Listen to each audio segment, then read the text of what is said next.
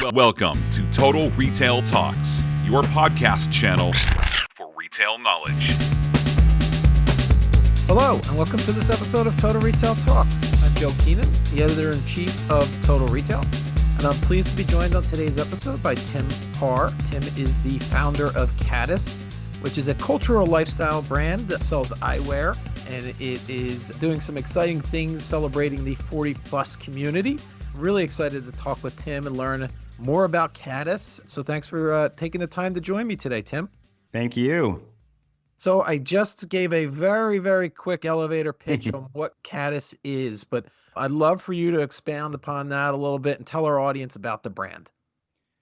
You actually did sum it up pretty well. We are a lifestyle brand first, and we do our communication with eyewear. So we first originally started, our first product was reading glasses. And over the years, we have developed the capabilities to do prescription glasses. We have some innovative sunglasses that are coming out.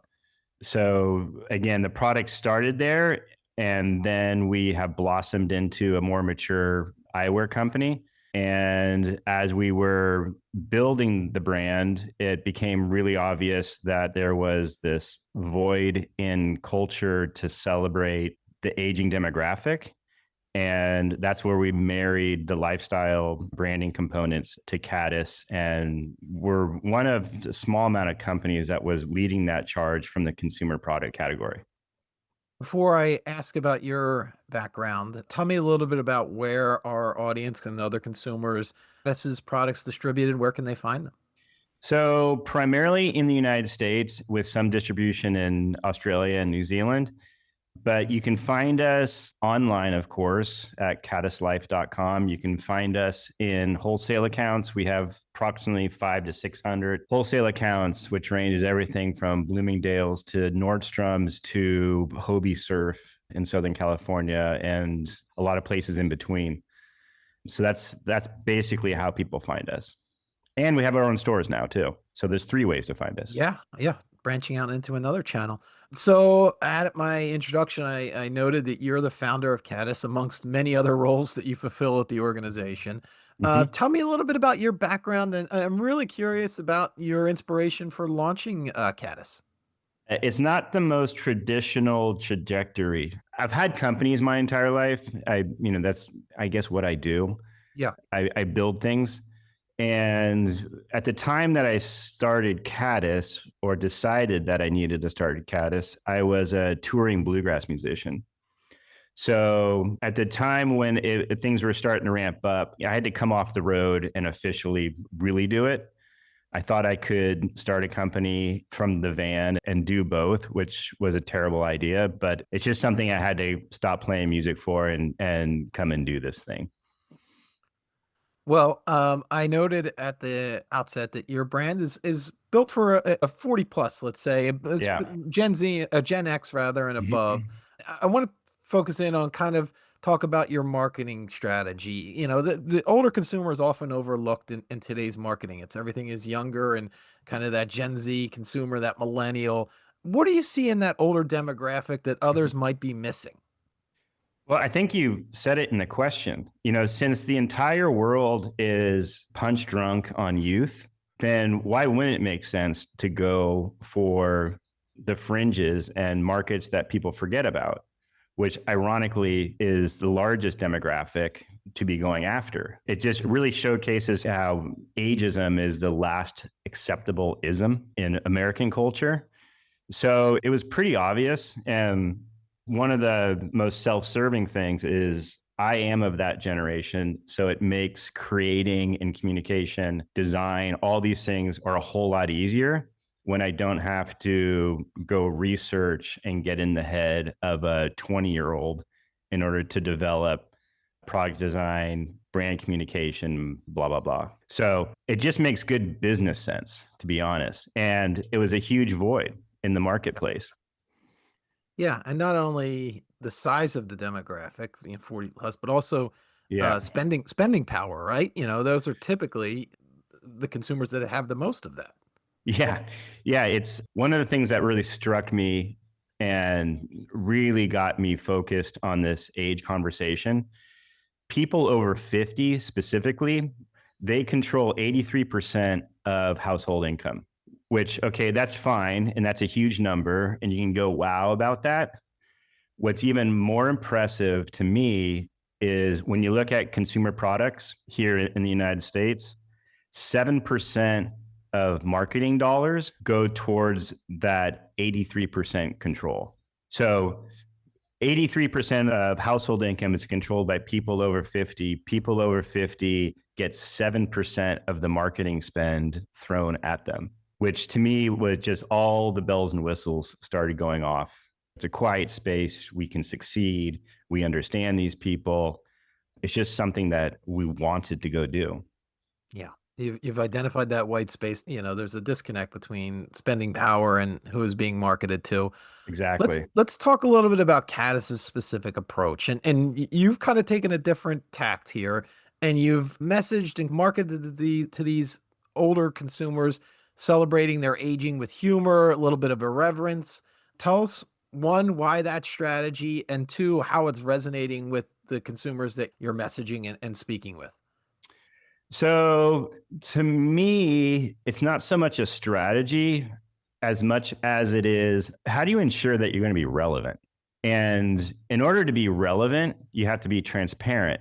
And again, we're talking about lifestyle brands here. So by definition, a lifestyle brand has to be transparent to its market. So when we do our copywriting, and I have this thing about copywriting where it can be so destructive, it's almost like a barrier to understanding what the brand is actually about. You can almost tell when a copywriter is writing copy because it tries too hard to fulfill a brief rather than how someone felt that day at that minute when they needed to have a point of communication with another person. So to me, that's how we approach how we talk to people.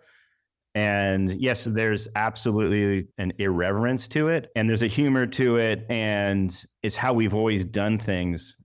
And I just feel it's really the right way to do it. I just feel it's organic. It just feels right. And actually, let me just back that up. Since we have such a narrow focus on who our customer base is, that gives us permission to be us. We don't need to be careful about how we talk about aging in order, to turn off a 25-year-old who is contemplating, buying something for us. Yeah. To your point, you don't have to, or you're not even purporting to be a brand for everyone, right? You've identified who your audience is. Yeah, which is, the irony of that, because once you become a brand for everyone, you're not a brand for anyone. Yeah, it's a great point. Just a build on that last point, and specific to copywriting. And yeah, I'm interested how tools now, AI is now becoming, that's one of the use cases, obviously, is creative writing and copywriting. How do they factor into, as you think about the messaging that you're putting out in the market for your consumers? Are you leveraging AI tools currently? Or is that something that you're thinking about going forward? Maybe it's not part of the plan and you've kind of taken a hardline stance against that. I always like to kind of learn what creatives such as yourself are thinking about AI's influence here. You have to bring it in. Those of us who have been straddling an analog world and a digital world because of our age, we know both sides of that fence, cannot ignore the fact that this is a really powerful tool that, done correctly, can really open up thinking. So in regards to copywriting, I'll use it in a way that breaks my train of thought, because I can be just as linear as AI. So if that's the case, if you prompt it for something ridiculous, you may actually get some kernel in there that all of a sudden gets you thinking down a different path and is really helpful in saying what you want to say. Yeah, that's an interesting point. It kind of gets you out of that tunnel vision a little bit, right? Totally. Yes. Thinking about your customer, many Gen Xers, and they're kind of at the center of what, is often dubbed the sandwich generation. They're caring for both their children and then aging parents as well. How do you kind of take that reality and think about what impact it has on your product, your messaging, you mentioned you're in retail now, physical retail. Love to get your thoughts there, Tim. Everything affects how we design, how we communicate, how we brand, the storytelling. You're correct. Those of us who have aging parents, you may not directly care for, as like physically have to care for them in home, but things change and your relationship change, which means that your energy and focus has to change towards that. And at the same time, if you have kids, it's the same thing. You're like, just as you identified, you're sandwiched between these two generations. I want to go back to what I just said earlier. Not only do we straddle that, but we also straddle this. We are the generation that truly sat between an analog world and a digital world. And we have lived both in a professional career, in a social, or however you want to put it. So I think because Gen X has been in the middle for so long, I think we're comfortable being there and we punch above our weight. And like all this goes into how we approach our customer, because we wake up every day being that customer and we have this intrinsic knowledge of how they're feeling today. So what do you want to say today? What do you want to make today that will help form a bond with people that we deeply understand? So as you've built this brand from the ground up, tell me some of the lessons you've learned in scaling Caddis, this lifestyle brand, in particular in your category, eyewear, which is commoditized, a lot of competition, online, offline. What have you learned from your experience in building Caddis? So going back to just another point made earlier, I view communication as everything. How you form a platform, how you talk to people, and that is done online, that is done with product, that is done. It has to be a thread that goes through everything. So eyewear is a big sea of stuff. I mean, it is just stuff out there in the world. So our job was to separate the brand and the messaging and best of breed product with this massive sea of competition that seems to think that, taste is what you can build a company off of. And I just came back from Milan, where there's the largest trade show. And you just go from booth to booth to booth in this massive hall, and it's just someone's taste on a pretty person's face up on in a picture. Like that is 90% of the eyewear market. So to me, that just screams opportunity to actually represent something. And then when you talk about product, you have to build the best product possible and be best of breed just to compete. To me, that's a no-brainer. And then the third one I would say is you have to have a strong why. So when you're dealing with these over inundated categories, like why do you matter and why do you exist? And you have to be drilling that every single day you show up to work. You have to ask yourself, well, why do we matter? And what are we doing today to justify why we take up space in this market? And it's really a simple way of thinking about how you structure your time and focus. We've talked a lot about your customer. We've talked about how you're marketing to them and engaging them. I want to follow up based on your last answer, Tim, around product. As somebody that's part of the creative process, we talked about this being a commoditized category. How do you think about differentiation and how Caddis can really stand out in the eyes of the consumer as something differentiated in terms of the product? I think one of the strongest things I have leverage, because I designed the product, and this is going to sound flippant, but I don't pay attention. And I think that has turned into a strength. I didn't come from the eyewear industry.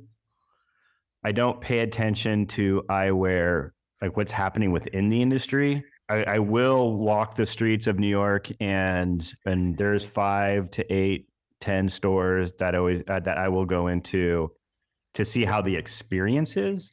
So how is a product in the space, and what's the message that's coming off of the product, the space, the people?